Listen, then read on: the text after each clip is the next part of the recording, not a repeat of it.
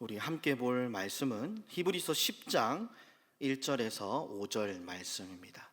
히브리서 10장 1절에서 5절 짧은 말씀입니다. 한 절씩 교독하도록 하겠습니다. 히브리서 10장 1절에서 5절. 율법은 장차 올 좋은 일의 그림자일 뿐이요 참 형상이 아니므로 해마다 늘 드리는 같은 제사로는 나아오는 자들을 언제나 온전하게 할 수 없느니라.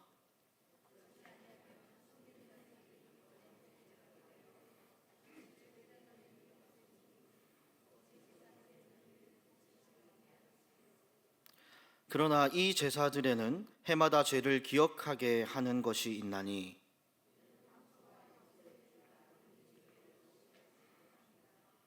다 같이요. 그러므로 주께서 세상에 임하실 때에 이르시되 하나님이 제사와 예물을 원하지 아니하시고 오직 나를 위하여 한 몸을 예비하셨도다. 아멘. 사랑하는 성도 여러분, 책을 사기 위해서 대형 몰에 있는 그 서점에 가본 적이 있으십니까? 저는 김포에 오면서 근처에 있는 스타필드들을 많이 가보았습니다. 거기서 가면 정말 책도 이렇게 화려하게 있을 수 있구나 라고 느낄 정도로, 그리고 아주 높은 곳까지 책이 진열되어 있습니다. 저 위에 있는 책은 도대체 누가 사는 걸까라는 생각이 들 정도로 아주 높은 곳까지 책이 꽉 들어차 있습니다. 그런데요, 그 중에서 가장 스포트라이트를 받고 있고 잘 보이는 곳에 여러분 어떤 책이 팔고 있을까요? 네, 이렇게 말씀하시는데 잘 들리지는 않지만 맞습니다. 여러분, 베스트셀러들, 가장 핫한 책들이 그곳에 놓여져 있습니다. 그곳에 보면요, 늘 항상 이 종류의, 이 장르의 책들이 놓여져 있는데요, 그것은 바로 자서전들입니다. 한 분야에서 영향력을 끼친 그 많은 사람들은요, 이 자서전을 꼭 기록하는 것을 볼 수 있습니다. 이 자서전을 통하여서 무엇을 알리고자 합니까? 자신이 성공한 노하우들을 전하고 또 자신의 삶을 아주 멋있게 포장해서 드러내고, 또한 자신이 역경에 이겨낸 스토리들을 잘 풀어냄으로써 많은 사람들에게 감동을 주기도 합니다. 오늘은요, 특별히 예수님께서 이 땅을 살아가신 그의 삶을 돌아보길 원합니다. 예수님의 인생은 앞에 유명한 사람들과는 사실 많이 다릅니다. 그는 이 땅에서 삶의 시작부터 낮아지심으로 시작하였고, 그는 전생애 동안 육적으로 영적으로 고통받았고, 그의 자서전에는 고통받는 내용들로만 가득하기 때문입니다. 하나님의 유일하신 아들 예수, 존귀하신 분의 인생이 왜 이런 고난들로 가득한지 그의 인생을 살펴보면서 하나님께서 예비하신 은혜를 발견하는 시간 되길 간절히 소망합니다. 오늘 우리가 예수님의 삶을 통해 함께 살펴볼 주제는요, 속죄입니다. 속죄의 뜻은요, 우리의 구원을 위해 그리스도께서 하셨던 사역을 뜻합니다. 속죄를 좀 더 자세하게 풀어보자면, 우리의 죄값을 치르기 위해 십자가에서 돌아가신 예수 그리스도의 사역을 속죄라고 우리는 말합니다. 사랑하는 성도 여러분, 현재 꿈꾸는 교회는 다음 세대 성경학교와 수련회가 지금 한창 진행되고 있습니다. 여러분, 우리도 어렸을 때부터 이렇게 수련회를 통하여서 하나님을 깊이 체험하고 예배하는 법과 또 성경 말씀을 배우지 않았습니까? 우리 다음 세대 자녀들이요, 정말 어떻게 본다면 지겹도록 반복해서 들었던 말씀이 무엇이겠습니까? 가장 첫 번째 나오는 내용들인데, 여러분 어떤 내용이겠습니까? 혹시 성경학교를 참석한 경험이 없으시군요. 첫 장면에는 바로 창세기 첫 장면에는 창조가 나옵니다. 속죄를 조금 쉽게 이해하기 위해서 창세기의 창조와 타락, 구속의 이야기를 한번 우리가 살펴보고 그 은혜를 발견하는 시간 가지기를 원합니다. 하나님께서는 그분의 영광을 위해서 말씀으로 이 세상을 창조하셨습니다. 특별히 마지막 날에 하나님께서는요, 자신의 형상을 닮은 사람, 남자와 여자를 만들었습니다. 그 남자와 여자가 누구죠? 감사합니다. 아담과 하와입니다. 너무 자세하게 들려서 제가 아주 깜짝 놀랐습니다. 그렇습니다. 그래서 하나님께서는요, 이 아담과 하와를 만드시고 이들과 아름다운 동산에서 하나님과 영원히 함께 살 수 있게 하셨습니다. 그런데 어떤 일이 일어납니까? 이 아담과 하와가 하나님께 불순종을 함으로 타락하게 된 것입니다. 물론 그 사이에는 그 사단, 그 마귀의 유혹이 있었죠. 여러분, 어떻게 유혹합니까? 여러분, 우리가 성경학교 때 다 들어봤잖아요. 어떻게 유혹합니까? 하와야, 한번 먹어봐. 이렇게 유혹하지 않습니까? 하와는 어떻게 합니까? 안 되는데, 이렇게 하다가 이렇게 먹게 되었다고 우리가 전도사님들로부터 설교를 듣지 않았습니까? 그렇습니다. 물론 뱀의 유혹도 있었지만 그들이 하나님 앞에서 불순종함으로써 그들은요, 저주를 받게 되었습니다. 이 아담과 하와의 불순종으로 말미암아 모든 피조물들은 저주받아서 타락하게 되었습니다. 아담과 하와는 동산에서 쫓겨나게 되었습니다. 하와는 하나님과 영원한 삶이 아니라 하나님과의 관계가 단절되어져 버린 것입니다. 우리는요, 그 다음 이야기를 잘 알고 있습니다. 창조와 타락, 그 다음은 자연스럽게 무엇이겠습니까? 구속으로 이어지는 이 이야기를 우리는 잘 알고 있습니다. 이렇게 우리가 반복적으로 성경을 배우다 보니 우리는 자칫 잘못 착각할 때가 있습니다. 이 구원이 정말 당연하게, 너무 당연하게 이루어진 행위로 우리가 알게 된다는 것입니다. 타락했으니까 구원해야지, 죄를 지었으면 용서받아야지 라고 이렇게 우리가 착각할 수 있습니다. 마치 영화에 나오면 이 히어로들이 나오는 영화를 보셨습니까? 그 영화에 보면요, 우리가 모두 예상할 수 있는 장면들이 나옵니다. 여러분, 이 히어로, 영웅들이 나오는 영화에 보면 꼭 그 주인공 근처에는 예쁜 여인이 있습니다. 그 여인들은요, 안전한 날이 없습니다. 여러분, 어떻게 해야 됩니까? 늘 위험에 처합니다. 막 영화에 보면요, 이 주인공 주위의 여자들은 꼭 그 난간에 매달려 있습니다. 난간에 매달려서 막 바둥바둥 막 살려주세요, 막 이렇게 매달려 있습니다. 그래서 막 비명을 지릅니다. 그러면 우리가 머릿속으로 어떤 생각을 하죠? 좀 있으면 영웅이 나와서 구해주겠지라는 생각을 우리가 바로 하지 않습니까? 어떻게 됩니까?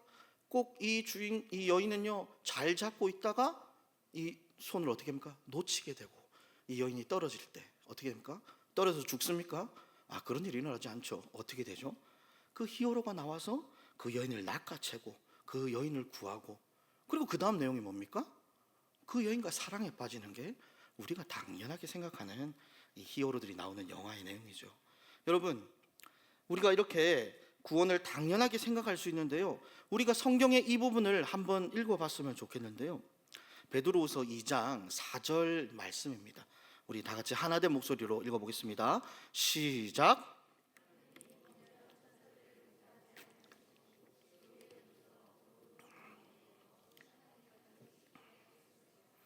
아멘. 하나님께서는요, 이 말씀은 범죄한 천사들을 용서하지 않으시고 지옥에 던지시고 심판 때까지 놔뒀다는 내용을 담고 있습니다. 이 말은 하나님은 죄로 타락한 우리를 마지막 심판 날까지 그냥 내버려 두실 수도 있는 분이라는 것입니다. 우리 입장에서는 타락하면 구원해 주는 게 당연할 줄은 모르겠지만, 하나님 입장에서는요, 죄인들을 한 명도 구원하지 않으셔도 된다는 것입니다. 우리에게 주어지는 구원과 속죄는 절대 당연한 것이 아니라는 것입니다. 하나님은 타락한 인간들을 심판까지 내버려 두셔도 됩니다. 아무도 구원하실 필요가 없으세요. 그런데 왜 하나님께서는 범죄한 천사들처럼 우리를 외면하지 않으셨던 것일까요? 그 이유를 우리가 요한복음을 통해 한번 살펴봤으면 좋겠는데요, 요한복음 3장 16절입니다. 요한복음 3장 16절. 네, PPT에 없는 것 같은데 제가 한번 읽어보겠습니다. 여러분 잘 아시죠? 시작. 하나님이 세상을 이처럼 사랑하사. 아멘. 그렇습니다.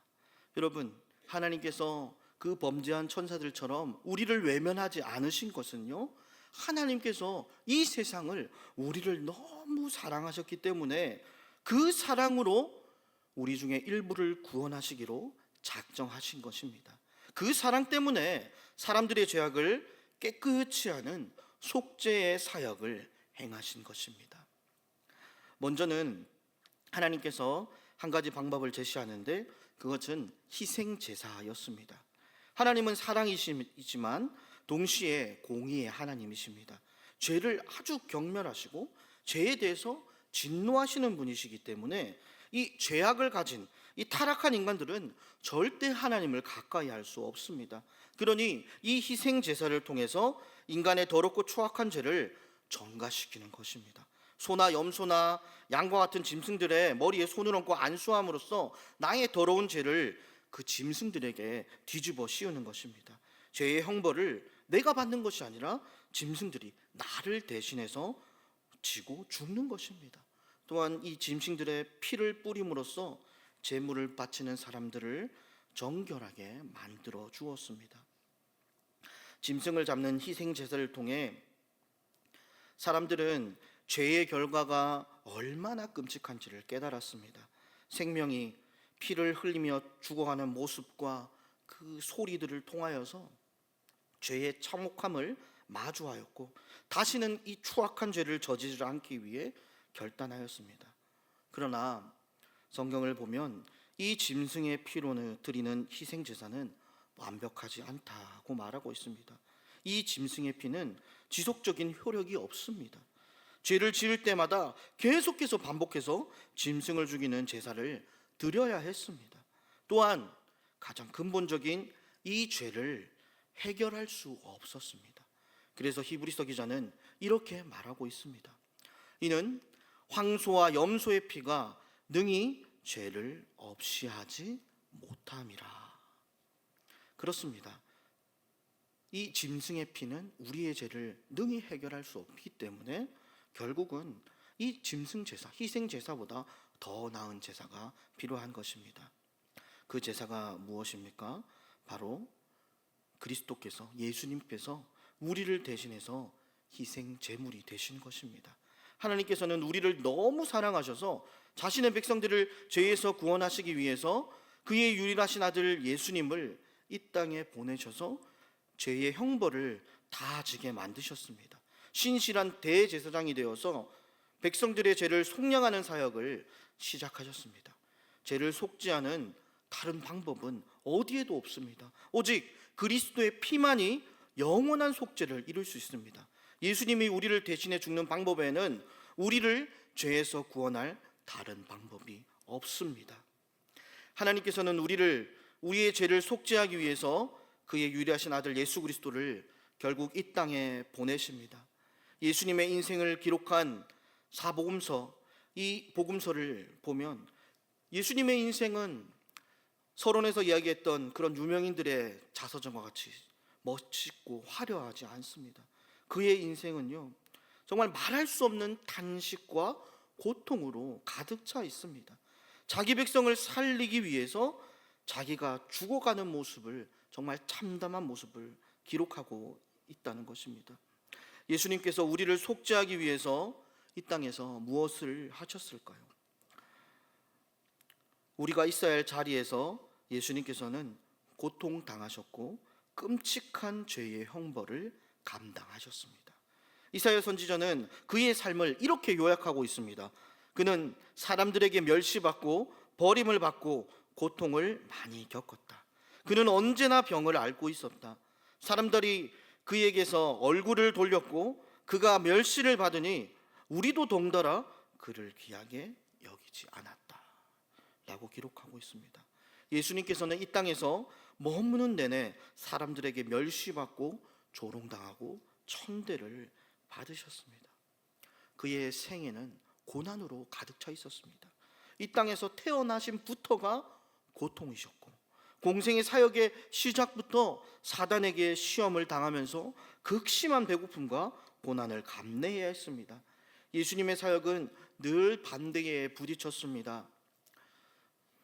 하나님의 말씀을 전하고 순종하면 순종할수록, 하나님의 뜻을 이루면 이룰수록 당시 유대 종교 지도자들은 예수님의 영향력이 점점 커지자 계속해서 그 예수님을 넘어뜨리고 이 예수님을 죽이기 위해서 계속해서 사람을 보내고 공격하였습니다. 이런 상황 속에서 우리들 같았으면 제대로 된 사역이, 일상생활이 가능했겠습니까?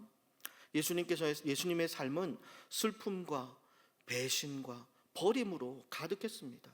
사랑하는 사람들을 잃는 슬픔도 겪으셨습니다. 육신의 아버지의 죽음을 경험하였고요, 가까운 친구인 나사로의 죽음을 통하여서 비통함을 경험하셨습니다. 그리고 예수님은요, 가장 믿었던 사람들에게 철저하게 버림받고 배신까지 당하셨습니다. 그의 제자 중 한 명은 어떻게 합니까? 그를 팔아 넘겼고요, 십자가의 죽음을 앞두고 예수님은요, 그도 죽음의 두려움을 느끼셨습니다. 그래서 제자들에게 이렇게 고백하였습니다. 내 마음이 심히 고민되어 죽게 되었으니 여기 머물러 깨어 있으라. 이렇게 간곡히 예수님 옆에서 정말 죽음의 두려움에서 고통받는 그 예수님이 제자들에게 함께 기도할 것을 요청하였지만 그들은요, 어떠한 도움도 되지 않았고 어떠한 위로와 도움도 주지 않았습니다. 도리어 이 제자들이 어떤 행동을 합니까? 예수님이 결정적으로 잡혔을 때 그들은요, 자기의 목숨이, 자기가 죽을까봐 예수님을 버리고 다 도망갔습니다. 어떤 제자는 자기의 옷도 다 내팽개치고 자기가 살기 위해서 예수님을 배신하고 떠나갔던 것입니다. 예수님은 제자들을 끝까지 사랑하셨는데 제자들은 결국 예수님을 버린 것입니다. 예수님의 생애는요, 이뿐만이 아닙니다. 육체적 고통 또한 엄청난 고통들을 당하셨는데 우리를 속죄하기 위해서 끔찍한 육체의 고통인 바로 십자가에 달리는 고통을 당하신 것입니다. 여러분, 십자가는요, 인간에 의해 자행되는 가장 끔찍한 형벌 중 하나라고 합니다. 예수님은 온몸이 쫙 펴져서 십자가의 못으로 고정되셨습니다. 그렇게 되면 어떻게 되나? 흉곽과 위쪽, 바깥쪽으로 잡아지면서 무엇보다 이 십자가에 달리게 되면요, 호흡을 하는 것이, 숨을 쉬는 것이 힘들었습니다. 숨을 쉬기 위해서는 자신의 몸을 움직이면서 자신의 몸을 들어서 호흡을 해야 했는데 여러분, 그의 양손과 그의 두 발이 무엇에 박혀 있습니까? 못 박혀 있습니다. 못으로 박혀 있습니다. 그렇게 십자가에 못 박혀서 숨을 쉬려고 움직이면 이 체중이 손과 발에 실려서 그렇게 못으로 인해서 신경에 자극을 줘서 온몸에 고통이 전신으로 퍼졌다고 합니다. 예수님이 온전한 상태로 십자가에 못 박혔나요? 아닙니다. 그는요, 온몸을 채찍질로 난도당해서 살점이 다 벗겨져서 정말 숨만 헐떡이면서 십자가에 달리셔서 고통받으면서 질식해 가셨던 것입니다. 십자가 형벌은 우리가 알다시피 단번에 죽는 형벌이 아닙니다. 오랜 시간 비참하게 고통을 느끼며 죽음을 기다리는 형벌입니다. 아무런 죄도 지으시지 않으신 예수님께서는 우리를 속죄하시기 위해서 우리가 받아야 할 형벌을, 우리가 받아야 할 고통을 우리의 자리에서 그가 대신 받으신 것입니다. 마지막으로 예수님께서는요, 육체적 고통보다 더 고통스러운 영적인 고통을 당하셨습니다. 우리의 모든 죄악을 그가 다 짊어지셨습니다. 여러분, 혹시 사람들 몰래 죄를 다들 지어보신 경험들이 있으시죠? 여러분, 그런 죄를 짓고 나면 여러분 마음이 어떻습니까? 뭐 사람들이 모르면 모른다고 여러분 좋아하셨습니까? 아닙니다. 우리가 죄를 짓고 나면 참 뭔가 모를 그 비통함과 그 참담함에 빠지게 됨을 우리가 다들 죄를 짓고 경험해 보셨을 것입니다. 이런 죄뿐만 아니라 모든 사람들의 죄를 짊어진 예수님, 그 죄의 책임의 무게를 홀로 감당하셨던 것입니다. 그뿐만 아니라 공의의 하나님께서는요, 죄에 대해 격렬히 진노하시는 분이신데 세상이 창조된 이래로 계속해서 인내하고 계셨던 죄에 대한 분노를 바로 십자가에 달려 고통받고 있는 그 아들에게 다 쏟아내셨던 것입니다. 결국 예수님은 어떻게 되십니까? 결국 하나님께 버림받고 하나님과 관계가 단절된 것입니다. 기쁨의 근원이신 성부 하나님과의 그 그 친밀한 관계가 끊어짐으로 끝없는 고통만이 그에게 가득했던 것입니다. 결국 그는 십자가 위에서 희생 제물로 죽음을 맞이하셨습니다. 사랑하는 성도 여러분, 자기를 단번에 제사로 드려서 십자가에 달리신 예수님께서는 결국 어떻게 하셨습니까? 우리의 죄를 그 보혈의 피로 깨끗이 씻어 주셨습니다. 우리가 받아야 할 형벌과 진노를 다 감당하셨고 결국 죄로 인해 단절된 하나님과 우리의 사이를 회복해 주셨습니다. 죄와 사망의 노예로 있던 우리를 하나님의 사랑하는 아들의 자리로 회복시켜 주신 것입니다. 사랑하는 성도 여러분, 예수님께서는 왜 이 땅에 오셔야 했으며 그의 전생애를 고통받으시다가 십자가에서 끔찍한 육체적 영적 고통을 받으시면서 죽어야 했습니까? 그것은 자기의 백성, 우리의 죄를 구원하시기 위하여서 이 땅에 오셔서 그는 아무런 죄를 짓지 않으셨지만 우리를 사랑하셔서 우리를 구원하시기 위해서 이 땅에 오셔서 그의 전생애를 영적, 육적, 배신과 버림받음, 온 생애가 고통과 고난으로 가득 찬 생애를 살아가셨던 것입니다. 예수님은 우리를 죄와 사망에서 구원하시기 위해 우리가 있어야 될 자리에서 우리를 대신하여서 고통당하셨습니다. 우리가 받아야 할 죄의 형벌을 대신 감당하셨습니다. 우리 하나 살리기 위해서 하나님께서는 그의 유일하신 아들 성자 예수님께 모든 죄를 짊어지게 하시고 끔찍하게 죽음을 맞이하게 하신 것입니다. 사랑하는 성도 여러분, 우리의 구원은 당연하게 주어진 것이 아닙니다.